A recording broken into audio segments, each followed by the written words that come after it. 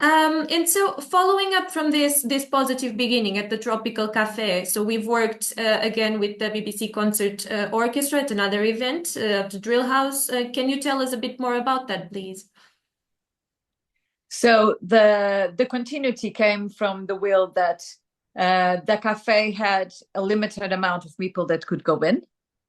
To start with, was in the middle of the day, so a lot of people work. In the migrant community is works every day of the week, basically, almost. So, and it was during the day, so we were like, okay, to reach even a bigger amount of community people, let's do another one at night in the bigger venue.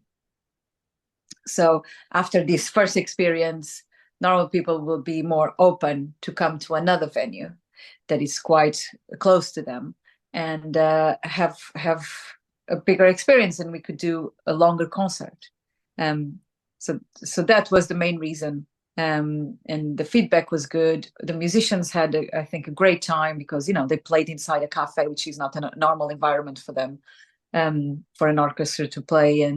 And the response was very warm and very lovely. So it was like, let's build this in a bigger and with better conditions for everyone, for the people that come and see, for the musicians that can play in the better condition also for them. So that was the main reason.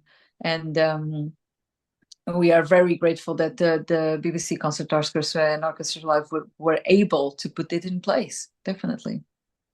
That's great. Thank you. And then do you have, you've spoken about this a bit on our last question, but do you have any ideas about how we could take this kind of community collaboration even further? I would take it, for example, to other cafes. Doesn't need to be long concerts, but at dinner time, for example, because dinner time people are more relaxed and they have more time. And I would also do the same kind of tactic to include other communities, like Romanian community. They have a lovely music culture, Greek community, and they could, get involved and we can mix them up. So this is, to go deeper. Also, another thing that we could do is to engage with more people to participate. For example, I know young students that could come and dance to one song. So we can mix artists' performances, not just bring people to sing. No, while we did this, I met other people that sing or other people that play instruments. So they could mix up with the orchestra for one or two songs or whatever they are capable of. People that can come and read the poetry while the orchestra is playing a song. Another person that could do a dance routine. Another, there's a lot of, the community is rich in other types of art, even if they are amateurs, and they could get involved. And what does this make? Makes them, the participants have an experience, which is great. They will call their friends and families to come and see. So you're already engaging people that somehow you wouldn't engage otherwise if they are more hidden. So this is the way to go further in the participation, Yes.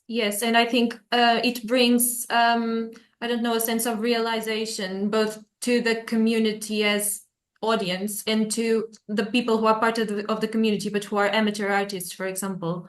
And I think that's great. Yeah, for example, Joana Maia, she comes from Joana Maia, she was a singer, a Portuguese singer that came from the Portuguese community and did both concerts with the orchestra. And she was an amateur singer.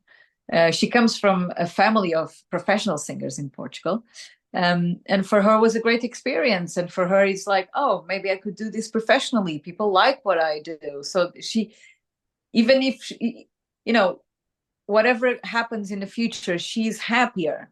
And she has a life experience that nobody can take it from her, that gave her a lot more, more than she would have expected. That's true, and I'm really glad you mentioned Zara because she's a perfect example of this